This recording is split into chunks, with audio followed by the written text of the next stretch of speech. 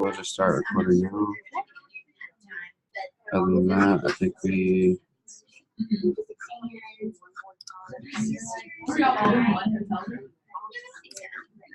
Wait to show me this up here.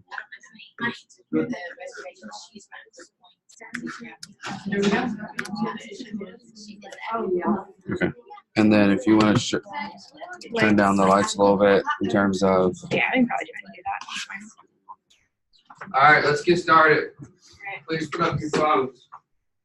I'm moving this chair over here because I'm not going to stand this entire class.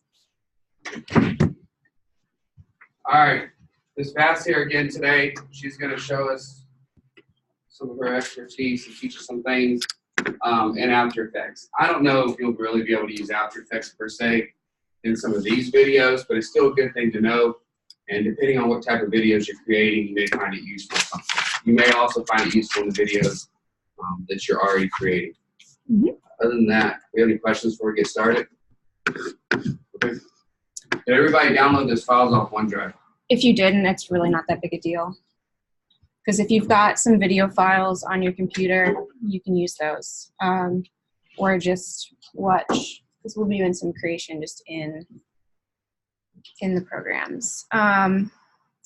So yeah, we're going to be looking at After Effects and primarily how it's going to work partnering with Premiere Pro. Because there's going to be, I don't really think you're going to be using After Effects by itself. What you're really going to be using is its ability to dynamic link with Premiere Pro and kind of push some of your editing capabilities a bit further. If that makes sense. So if you guys want to follow along, you can go ahead and open up Premiere Pro and start a new project.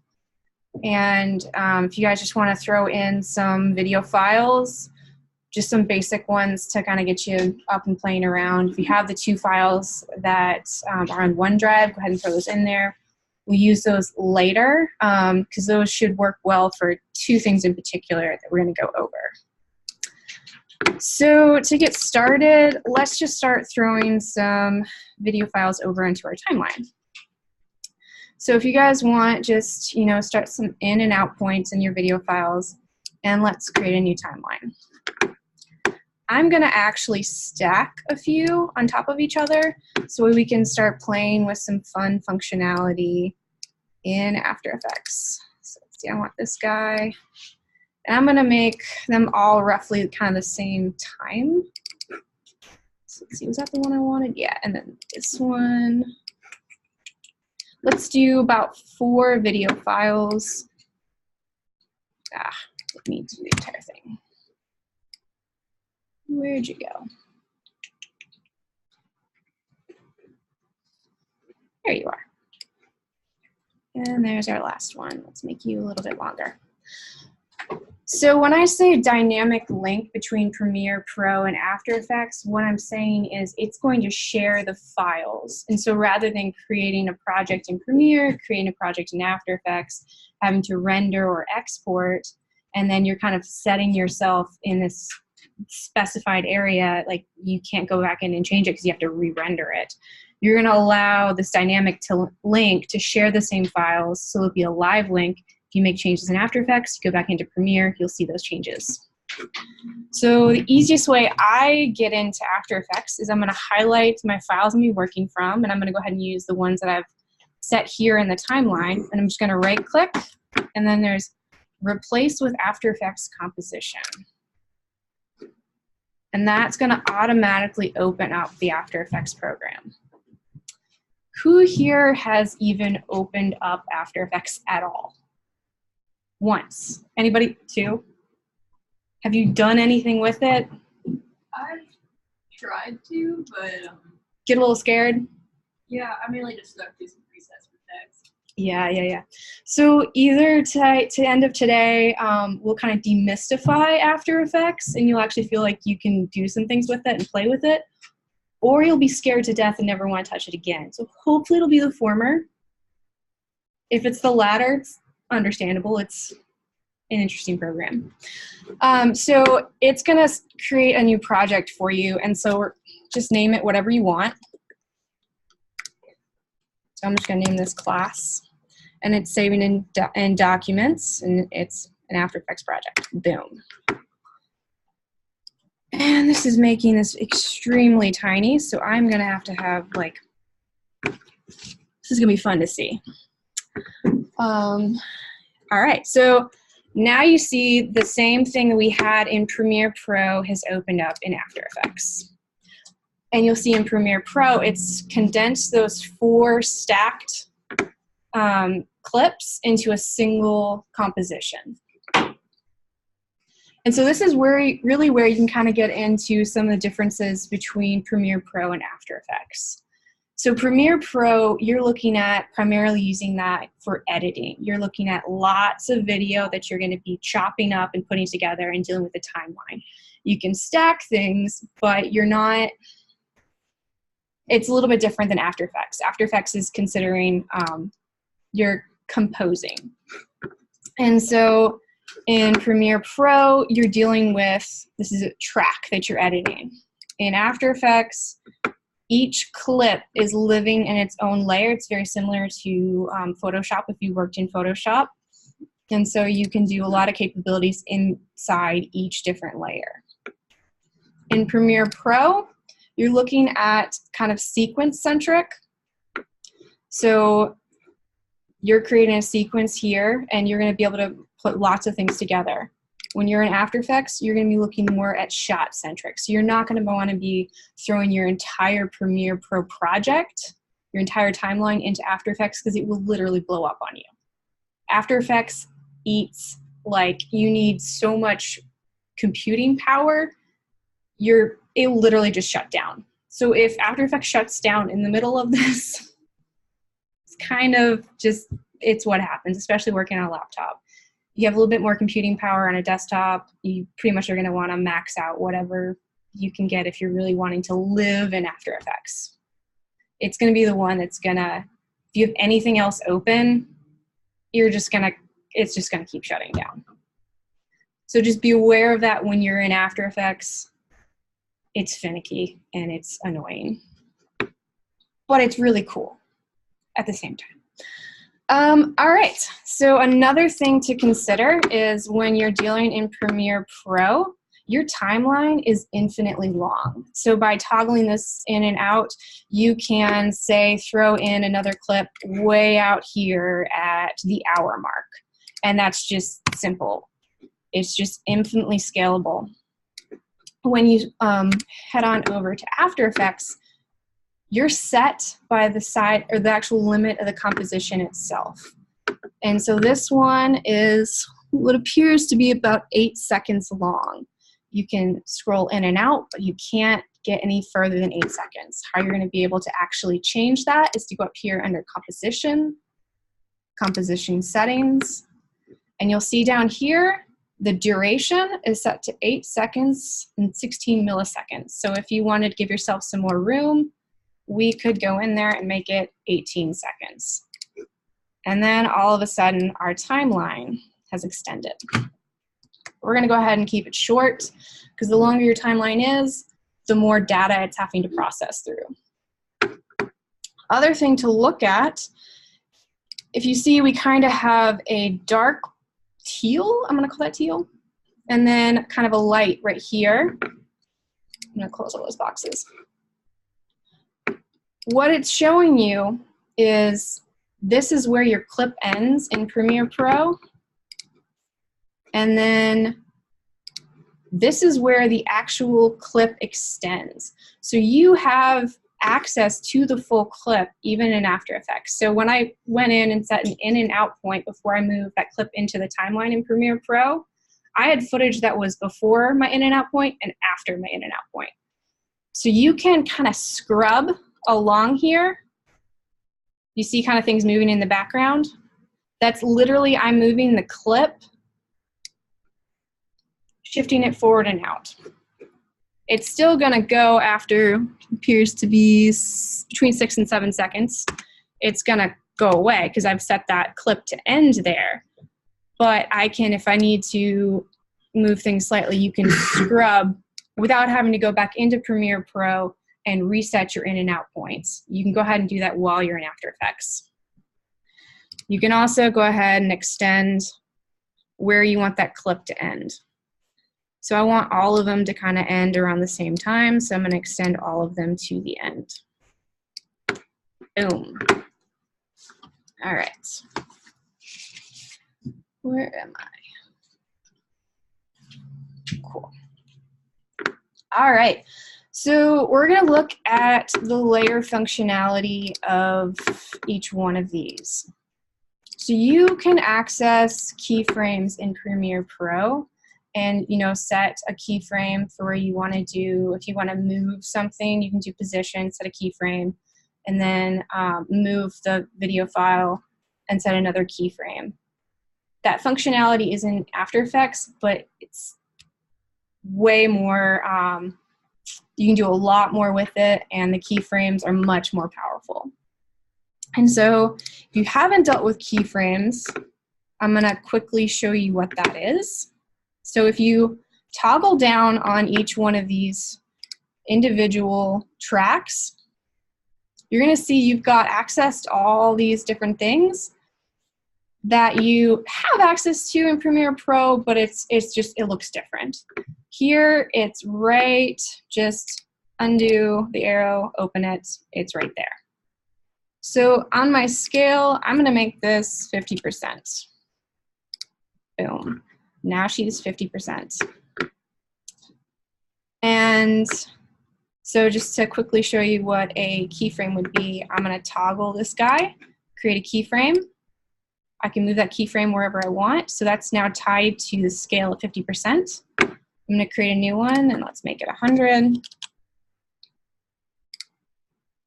And actually, I'm going to start at 50 and go to 100. So 50 at the front, and then my 100 keyframe, I'm going to move out to about 4 seconds. And so it's going to move from keyframe to keyframe as you move through the timeline. It's now doing that. And then once it hits that keyframe that's 100%, it's going to stay there. So I'm going to delete that keyframe because we're going to work with this guy at 50% for a little bit. Another quick little fun thing to do that will just make your life easier is you can copy and paste some of these changes. So I've highlighted where my scale is, and my scale is set to 50%. If you do the short key, Command C, I've now copied that 50%. I can highlight my next clip and paste. All of a sudden that clip is at 50%. I can highlight the next one. I can paste. That one's now at 50%. Highlight the next one, paste, which is Command V if you don't know the shortcuts. That is also now at 50%. So that was, rather than having to scroll down on each one, find the scale and move it. If you've got some things that you're going to be doing over and over, just copy and paste. Simplifies things. All right. So I could, if I wanted, because I'm going to want to move this position, I could go in here under position and I could move it this way and that way, because these are all numbers and they're going to correspond to where they are in the frame. It's a little bit cumbersome. That's what you have to do in Premiere. You don't really have the access of like this selection tool. In After Effects you do. So I've gone up here and collected this little arrow guy. And now I can actually, I've got this clip highlighted. Oops, sorry, I'm going to show you that in a second. Now I can move it wherever I want within the frame. Boom. So that was super simple. And I can go in, click the next clip, see where I want to move you guys. Boom, right there. Highlight the next clip. And the next clip.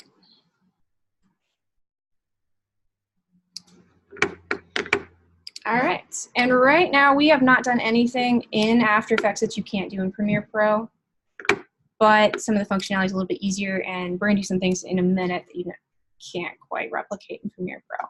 But to show you what we've done is we now have 4 separate clips. They're all stacked, they're in different positions, so you kind of have this composite view, as it were, which is helpful. a lot of the things that we're looking at will be translatable to other objects. Right now we're dealing with video clips. If you're dealing with text or objects, all of this functionality translates. So once you learn it, you can apply it to pretty much anything that you're going to be creating. All right. All right, now that we have that, I want to show you just a little bit more. This is kind of just get you guys familiar with Premiere Pro and with After Effects. So if you need to stop me at all, if something's confusing, please just raise your hand and ask a question. What you're looking at right here is what's called your composition view. You can also look at the layer view. So if you double click on a layer, you now open up the layer view. And that gives you some finer tuning edits, and we'll use that because you can change things just in this. Sometimes it's easier to see because you got the composition that it's really tiny now. If you want to do something very minute to it, you want to be able to view it bigger. It's an easy way to do it. So let's back up to composition. Another thing you can do is you can zoom in or out, and that's literally just by using your scroll. You have a little menu down here. It's currently at 50%. If you toggle that open, you can change your screen view to whatever you want. It's really, really close. Fit. If you find yourself accidentally starting to do something and you're lost within your screen, ooh, that's helpful because that is not quite right. So I'm going to use this view right now. Boom. You can always go down to this little guy, your magnification pop-up, and click Fit. And then all of a sudden you're back to your screen fits into there. All right. So let's talk masks. I'm going to open up my layer file because this will just make it a little bit easier to view. One of the really cool things you can do in masks is, or in After Effects, is create masks. And what this is going to do is, well, a lot of different things actually. Your toolbar up here, you have access to a lot of different things. This is your selection tool. This hand tool just kind of allows you to move around within the screen. This button is capable of making shapes. And we're going to grab in a list right now. And when you have a track highlighted down here, this now becomes a mask tool. If you didn't have any track highlighted, you would be creating a new shape. But since we don't want to do that, we want to create a mask. We've made sure we've highlighted the track that we want to edit, gone up here and picked our tool. You can also create a mask using the pen tool. Right now we're just going to do the Lisp. And you can start creating your circle. And if you want it to stay a perfect circle, your Shift key, and right now it's expanding based on its upper left anchor point. If you want it to do from the center, simply Shift Command, and all of a sudden it's now going to move from the center. So I'm wanting that to be right there, just for the hell of it. And you'll see it has subtracted everything outside of the circle and it is only showing things inside the circle. If you see mask 1, it says add right here. We can toggle that. We could do subtract. Or you could do none. For right now, we're going to do add. So let's go back into our composition. Now you see we've got a mask that's right there. And you can't see anything outside of that. All right. So I very easily could have made that mask. I didn't have to necessarily go into the layer functionality to make it. It was just a little bit easier. I can do that in the composition functionality. I can make another one right here on the inside. I could turn that one into a subtract, and all of a sudden, yeah, so that one's subtracting. So you've got just Let's make that one add, and then this one subtract. You can play around with them. You can just make them all sorts of fun stuff. Now, what you cannot do is that mask is only applying to this particular track, this particular layer right here, the N6, whatever that number is, because I have it highlighted. So if I'm creating a circle and I want to do something that's over all of it, you see once I go over my other clips, it's not doing anything. So let's say I wanted to create a mask over the entire thing. I can't do that within this current workflow. So let's delete some of these masks.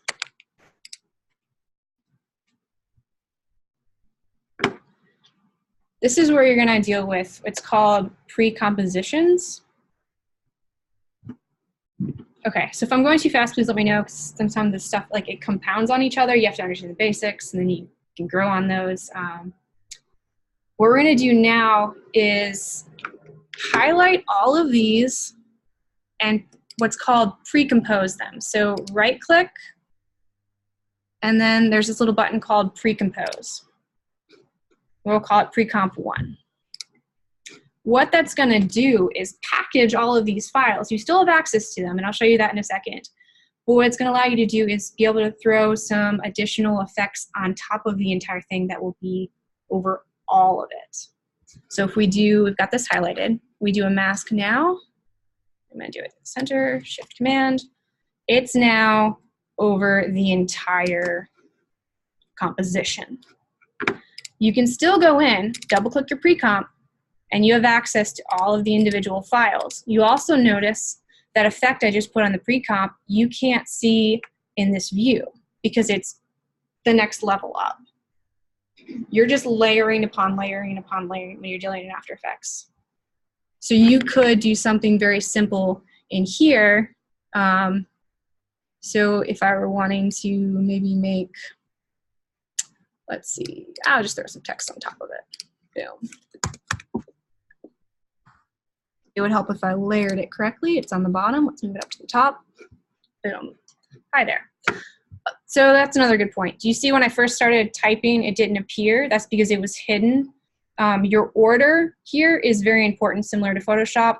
If things are underneath each other, they won't be visible. Whatever's on top is visible. So there. If you go back to your pre-composition, boom, it's there. And so you see I toggled back here, you've got little files, so you can toggle back and forth between your pre-comp higher level one and your pre-comp, the basic, all the files underneath there. All right. So you can also use these masks not just to show what's appearing and what's not. You can use the masks to define exactly where you're placing an effect. So let's say I wanted to kind of create a fade into that. So I wanted the outside to kind of be fuzzy and distorted and the inside to be clear. I have my mask. For right now, I'm just going to click under Add or Subtract. I'm going to click None, so everything is visible. And then I'm going to go under Effects. Let's just do a blur. It's super simple.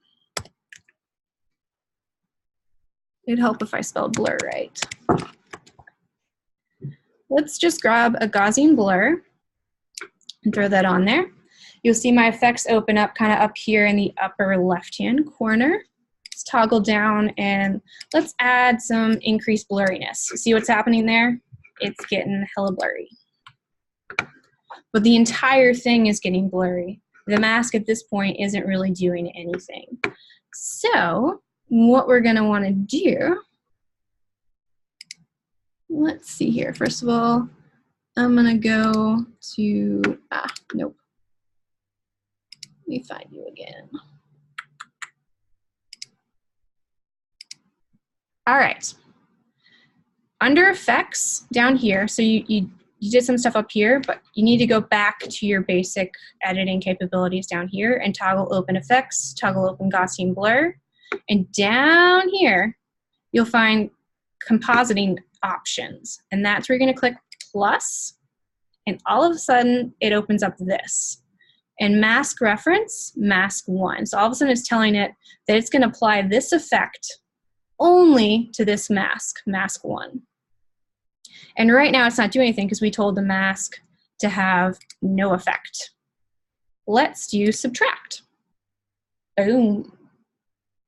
All of a sudden the Gaussian blur is only appearing where the mask is. So we could do add, and then the blur would only be in the center, but we want it to be on the outside, so we're gonna do subtract.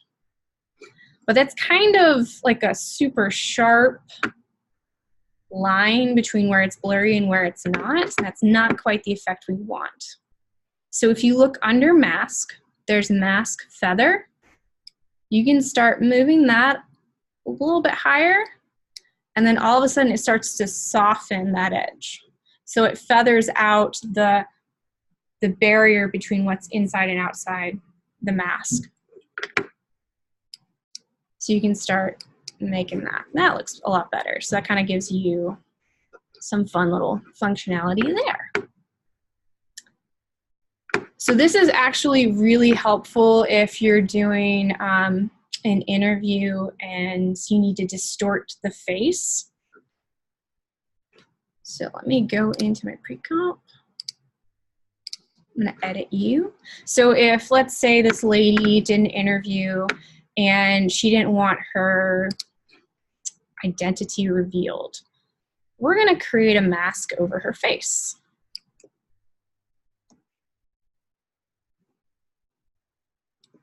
Yeah, we'll do it like close enough, like that. So just over her face. And let's do mosaic.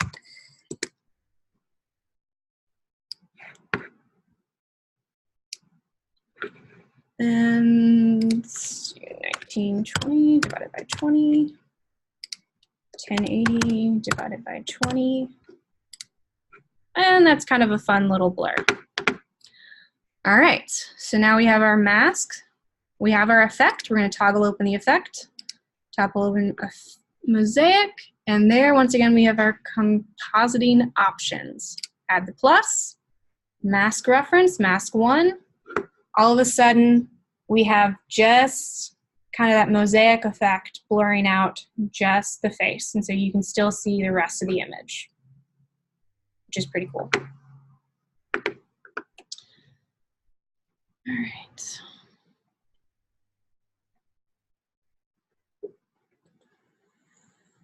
Just making sure I've gone over everything for that. All right. I'm gonna skip that one for now. All right, let's go back to Premiere Pro because I'm going to show you guys another functionality. If you have the tree footage, go ahead and open that one in Premiere Pro.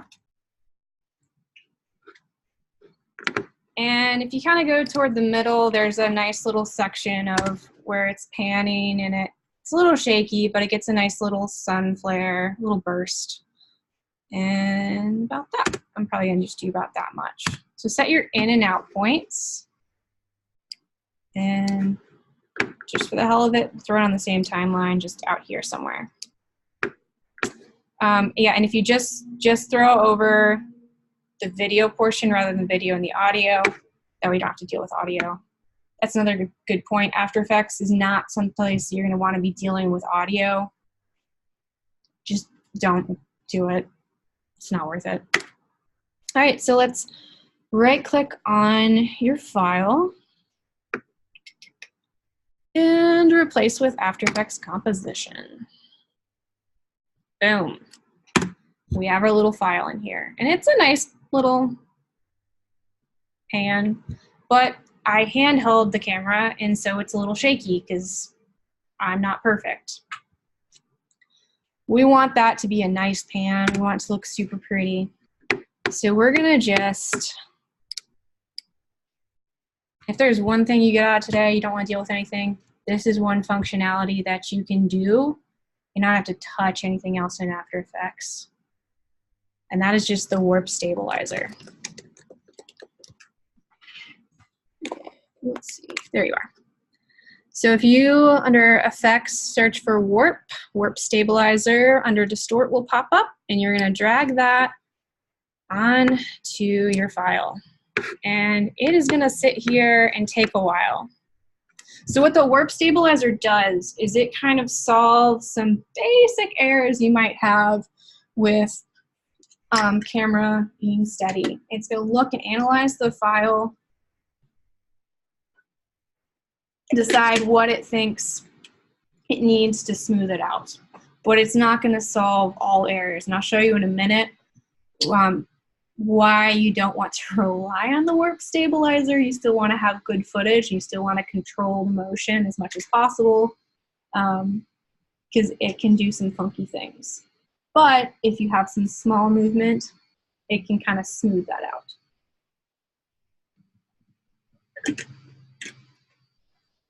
So we're about 8 seconds.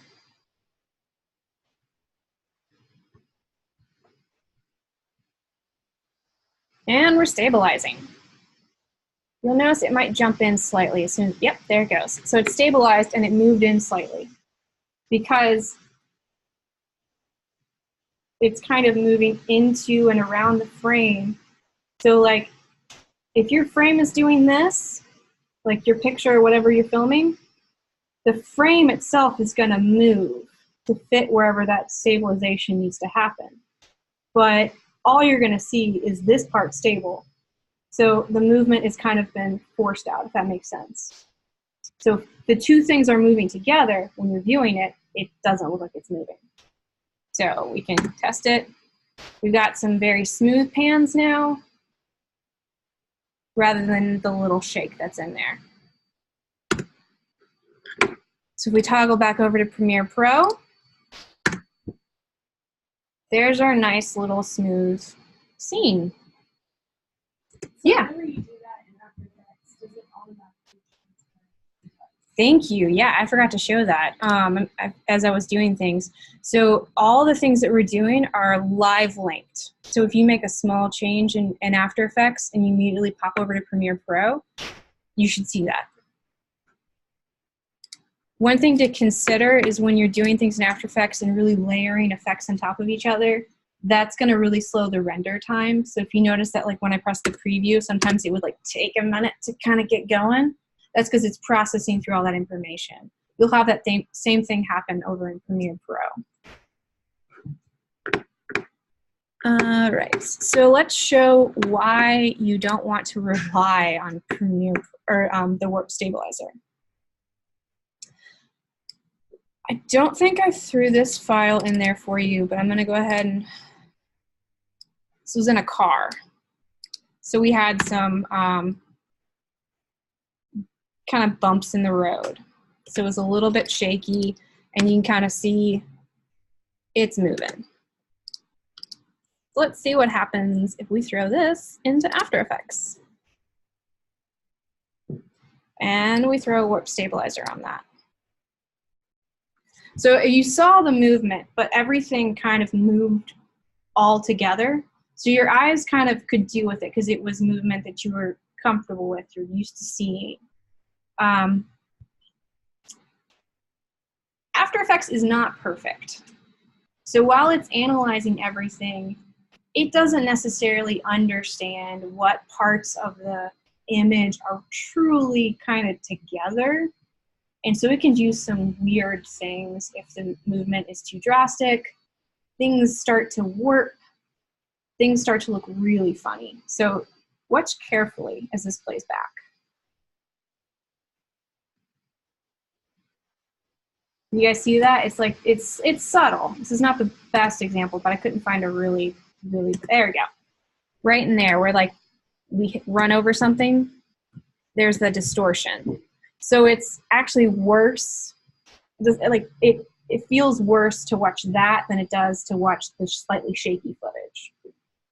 So that's where you kind of have to play with this effect where it can hide a lot of errors, but in certain circumstances, you're not going to want to use it because it's just going to not work very well.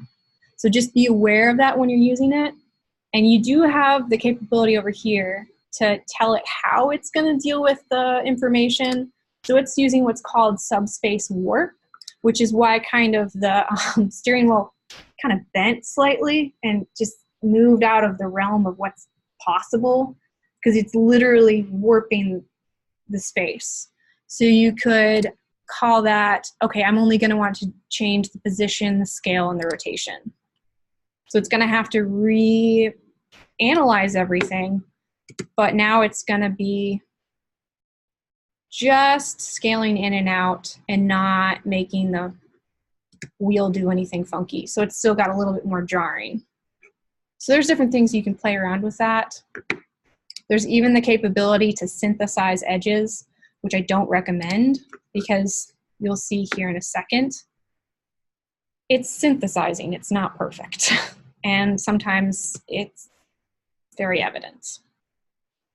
Yeah, do you see that? That is what it's considering the edge. That's what it's painting in.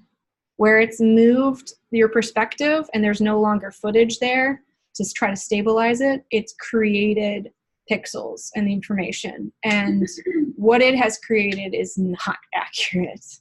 So I would not recommend using the synthesize edge. So that is that. Let's see. Stable. All right. Let's go on a little bit more with mats. Let's go back to this guy. Nope, I want to do the tree.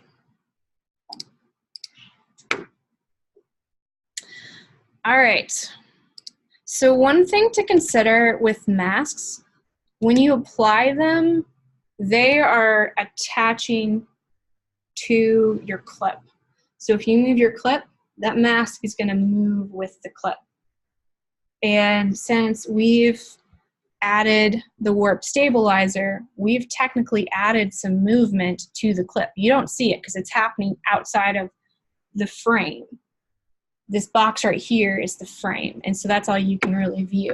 But, so let's say we were to throw a quick mat onto this guy.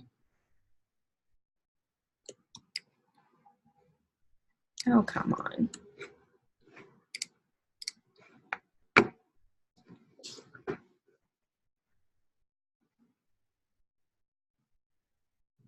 Because I wanted to say maybe like I'm looking through binoculars or something. That's the look that I'm looking for with this particular scene. So that's the mask. You look in the layer view. Okay, so yeah, that's in the composition. Do you see that? It's moving. And that's also showing exactly what that warp stabilizer is doing to your footage. That circle is kind of now moving all over your frame of reference. We don't want that because that's very disorienting. So let's turn that guy off. So we're going to need to create a mat on something else.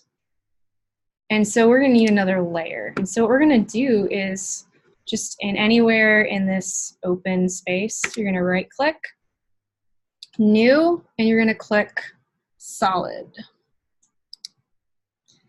And it doesn't really matter. We're just going to call this a dark gray solid. Let's make it the full size. Okay. I'm in my layer view. Let's go to composite view. Okay, so now that you see that, there's a, on top of my pretty tree, there's now this just gray box. I'm going to then create my mask on here, on this particular layer. So Shift Command, come on. Like I said, it's finicky.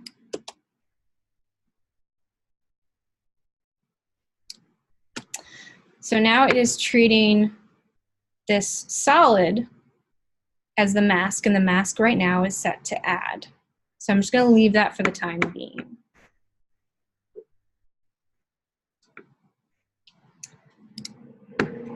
All right. So you need to make sure that these are available. It's called mode. If that's not like available where source name is, you're going to right click under columns, make sure you have mode checked. That's going to open up some capabilities here. So then now that we have that, you see track mat. You're now going to call this alpha mat. Boom. So essentially what's happening is you've now tied the mask to this solid layer that is separate and independent from your clip, your tree. So this is not going to move at all, but you've told it this to be an alpha mat, and so now it is showing only what you want to see. So you could do alpha mat, or you could do inverted, and you'd only see that amount. But as you play it, it's no longer moving. You've now separated that from your individual clip.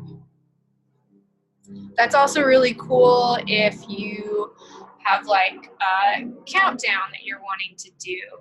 And so you've created kind of like 1, 2, 3, 4, whatever. And so you've got this layer of just numbers, and you've created a movement. You've got keyframes, so it's going to start here and move all the way all the way up. If you were to create a mask to just show the 1, that would move up with your letter or your numbers as they're moving. If you do a track mat and that mat were to live on top of it on a shape layer, then as your numbers scrolled up, the only thing will be available is whatever in that little box. You would see 1, 2, 3, 4, 5, and so it would be a counter, which is a pretty cool effect. So that is that. All right, any questions so far? I know it's a lot. It is a lot. It's like opening up a brand new world. And I'm gonna peel back another layer. That's cool with you. When you're dealing with Premiere Pro, you're dealing with a 2D world. All you have the capability to do is move things right or left, up or down, and that's pretty much it. This single plane. As soon as you jump into After Effects, you now have the capability to deal with a 3D world. You also have the capability to, it's almost like a play. And it's almost like you are creating, you're the filmmaker within After Effects. So say I'm the videographer and I want to create a scene in this classroom. I'm going to physically move with my camera to create my composition. And I can move all the way around. I can change my perspective. I can take a shot from this direction, looking at you guys, and I could press record. I can move and then shoot from the back of the classroom and press record. It is the exact same space, but I'm getting a totally different point of view. You have that capability in After Effects. You have the capability to create camera views. You have the capability to insert lights. You can create shadows. You can create 3D objects. You can have those objects move in a 3D space. They can move in and out, away from you, way to the right and the left, out of the field of view. So you're not just manipulating things within this field of view. You're also manipulating your field of view. You can change your camera position, which takes a lot, but once you start thinking about it, that you're not constrained to a 2D space, it opens up a huge realm of possibilities. So kind of wrap our brains around that, I want to play around with this. Let's go in here, I think. I'm gonna delete high, well, no, I'll leave high there. So if you see, there's these series of boxes that are after each one of our layers. The far right, it looks like a cube. That is telling the individual layer, as soon as you toggle that on, it is now a 3D layer. You now have the capability to orient within a 3D space. So to show you exactly how that kind of changes things, let me move the effects away. Let me turn that off for a second. So if you toggle open transform, under 2D, all you have access to is changing the position, scale, rotation, opacity. Basic edits you can do in Premiere Pro. As soon as you toggle on the 3D, you now have access to the X, Y, and Z rotations. And you will see, if you click on that particular layer, this arrow that pops up, and that's telling you have access to a 3D space. I'm gonna turn on my selection tool, and you can start moving things side to side, up and down, and then you can move it within, let me get to my Z. There's X, come on. There's Z. Closer or further away from me. You can then also rotate on your X-axis, your Y-axis, and your Z. But this particular clip is still, it's existing in a 3D world, but it is 2D. And to illustrate that, we are going to change our point of view. If you see down here, you see you've got active camera, and it says one view. If you toggle that open, you can access 4 view. Active camera is simply, when I say that, like you can move your camera, you literally can move your camera, and you can create more than one camera. You can create a scene within After Effects and then move from camera to camera, literally, like going from camera A to camera B. But we're not going to get into that today. The 4 view will show you how your pieces are fitting within this 3D world. So this is the front view, this is the top view, and this is the right view. So as I move things within this 3D world, you can see how it's moving within all the different perspectives. So let's say I want to move this guy too. And you'll see, because they're 2D, from this right perspective, you can't even see that one because it's infinitesimally deep. Like it has no depth to it whatsoever. But it does have X and Y, so you can see it from the front. So as soon as you transform, come on, any of these axes, you start to see it within these other perspectives. So we're talking about this right now with video clips. You can do Photoshop files, you can do Illustrator files, you can do text, you can create objects within After Effects, and you can start creating your own composition here. All right. So we're not going to do too much more with that. I just wanted to introduce you to that and get you start thinking about another whole dimension. Beyond just seeing your entire composition as a 3D element, you can also, within your individual scenes, use some 3D capabilities where it will start to see depth within your 2D perspective. So I know that sounds weird, but it'll make more sense, I promise. The other file in your working files should be this guy. If you mind opening that one. Near the end, we're going to grab a couple of seconds where it's moving that way. So I'm going to throw that into Premiere Pro. We got a nice little pan and it's revealing the rock. It's beautiful.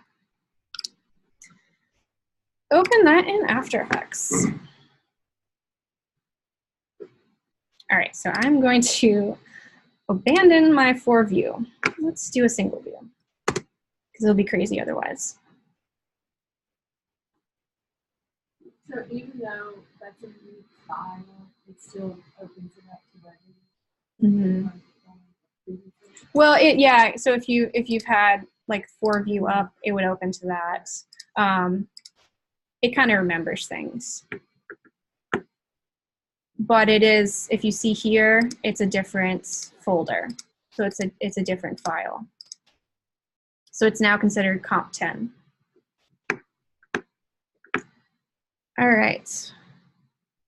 So what we're going to want to do is analyze this piece of 2D footage to start teaching it to think about it as a 3D space. We know that's 3D because our eyes are translating the shadows and the edges to create depth. It's creating an illusion of depth that obviously out in the gardens, it's real. There's depth to it. You can walk up to that rock. You can walk past the rock. We're going to use the 3D camera tracker. Scroll down under perspective, 3D camera tracker to help analyze the footage and start teaching After Effects to view this particular piece of footage as 3D, teach it where its depth is. So it's going to take a little bit to analyze. It will take a little bit. So any other questions while this thing is thinking? How else do you think you can use some of the mask? You mentioned it. I thought was thinking about maybe in terms of if you actually had your subject was using binoculars. Mm-hmm. You have the potential to have that external footage on another camera and possibly put that in a mask format, but it looks like you can see essentially through the binoculars, something like that. What other ways do you think they could possibly apply it to see what it looks like? A couple different ways you can do it. If you have a logo that you can't show, you could blur out the logo, or you could, so say you've got, you want to do a functionality where you've got thick text and like that's your title sequence. You could make that title sequence, like the title itself, nice thick text, a mask itself. And so whatever footage you have behind it could be visible. So you've got, title, and you're seeing like a skyline behind it, which could be really cool because then you could do like a zoom in. So your title would be coming towards you, and then it kind of goes out and it's faded away, and all you're left with is your skyline. That's something you see used in movies all the time. And there's infinite possibilities. As you start to watch the beginnings, like the title sequences of TV shows and movies, once you understand what After Effects can do, you can kind of look at it with a more critical eye and start deconstructing as far as what elements they're utilizing and what certain things you can go in After Effects and try to recreate. Because literally, they're using the same tools. You have access to the same tools as Hollywood. You can do all of the exact same things. All right, so now that gave me time for this to figure out its 3D world. And you'll see it's got all these little tiny X's everywhere. What it's doing is it's creating tracking points. So it's saying that, I think that's a solid point, and I'm going to create some depth to it. So you'll see they kind of move, as you go through each keyframes, they stay with wherever it is. And they also correlate to create a plane. So it's going to alter the X and Y axes. Anyways, based on what it thinks this 3D world actually looks like. So as I hover over these different points, it's creating between 3 of these little X's a plane, which is the little circle. So I'm going to want to hover and find a plane that's going to look the most realistic to create some text on top of this rock. Let's see, where do I want this to live? Because as you can see, some of them are just wrong because it's pulled in a tracking point from the plant behind the rock, and so now it's creating a space that doesn't really exist. So it's a bit of trial and error trying to find the most realistic plane. That looks pretty good. So I'm going to choose that one. I'm going to click it. So I've set it.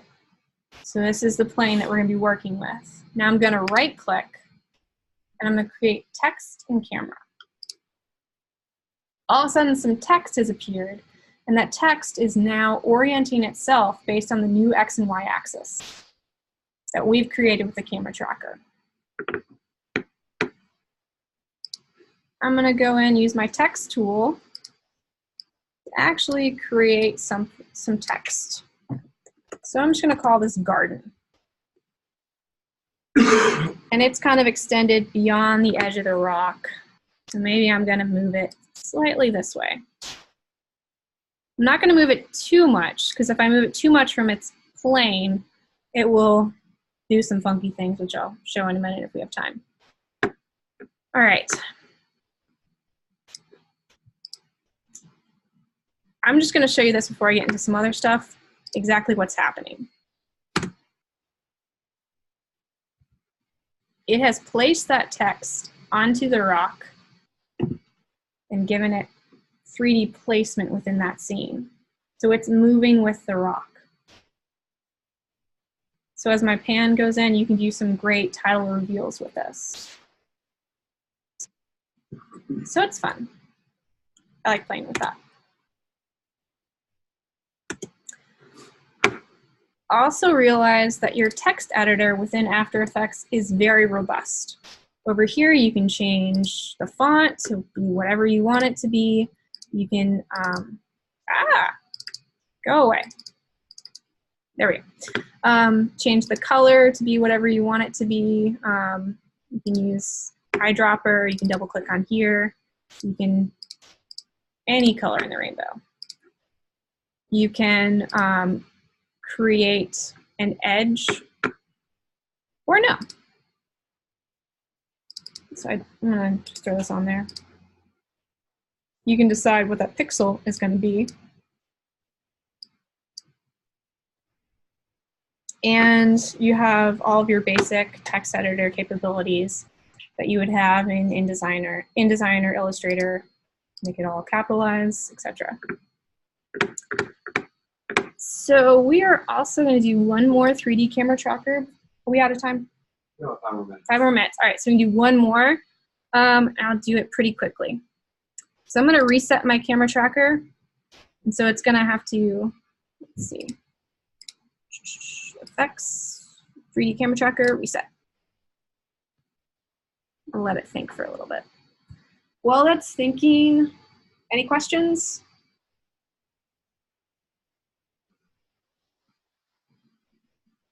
I'm going to get into some more text stuff next class, but I want to get you guys at least oriented into what After Effects can do.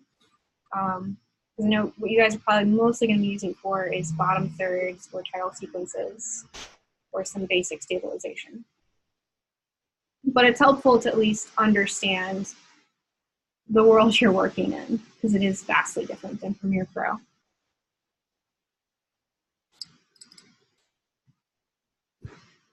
Come on. Think, think, think.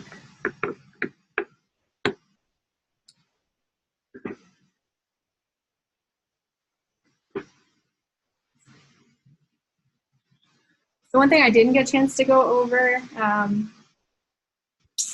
wait, it's solving. Come on.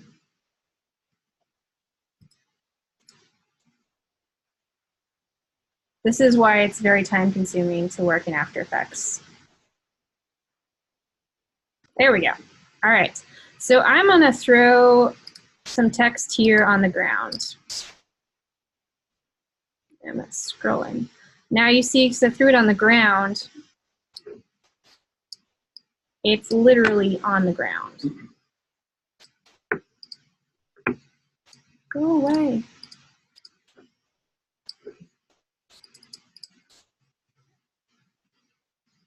Well, if it waited until literally the last 5 minutes of class to freak out, we were doing pretty good, but it looks like I may have freaked After Effects out, which is a good reason to save often when you're working in After Effects. Yep, it looks like I freaked it out. All right, yep. I wish I could say that's not normal, but dealing with After Effects, that's pretty normal. Because you're dealing with so much information, it kind of bogs down. So yeah. I'm gonna call that good on going over what we went over. Just to kind of overview Premiere Pro and After Effects. One, you're dealing with very much a 2D space, and you're just dealing mostly with timeline edits, when things come in, when they're viewable, when they're not. Once you jump into After Effects, you're now jumping into a possible 3D world where you can change camera views and just about anything you want. And masks are a great way to define what you're viewing, as well as defining what effects are happening where. You can use that for if you wanted to have everything black and white, but a single red umbrella. You could create a mask around that umbrella, and all of a sudden you have color just there because you brought opacity just there to 100%, everywhere else it's down to 0. There's capability to have that then follow using 3D Camera Tracker or rotoscoping or some other tools. So it's kind of endless possibilities, which is the coolest part of it. So if you have the time, get into After Effects. It's not as scary as it looks, or it's scarier, but you can handle it. Yeah. All right. So real quick, scripts are due on Thursday. You have a couple resources that should have captured what we talked about and a little bit about what the footage might look like. You have feedback, all of you except one student, Kaylin, from the office, who's done with the things I have. Yours will be done today. Use that feedback to build on your scripts that you have. If you have questions, start asking them. You still have time. Please do not email me at 5 o'clock on Thursday asking questions. Okay? PM. They'll come back. It should be PM. If it's not, I'll check on the things that you know. Okay? If it says AM, I stand corrected. It's PM. Okay? If you're having problems getting in contact with people, use your POCs to help you get along with that. If you still have problems, let me know and let me push along with you, okay? It's going to be a typical world in trying to get a hold of people. People that really aren't busy still get a hold of them. Again, if you have questions, let me know. Other than that, we'll be back on After Effects on Thursday. Any questions before we go? Well, feedback I got from you was like, I don't know if anybody else is running that. We're first you kind of downloaded, so I'll get your feedback on the thing. Email me and I'll take a look, but your feedback, yeah, you're talking about for the video. Yeah. Right? Can you see the feedback?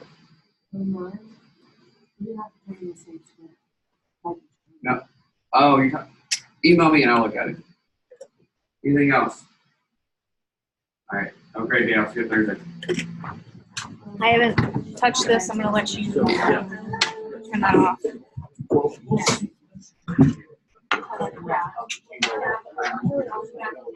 So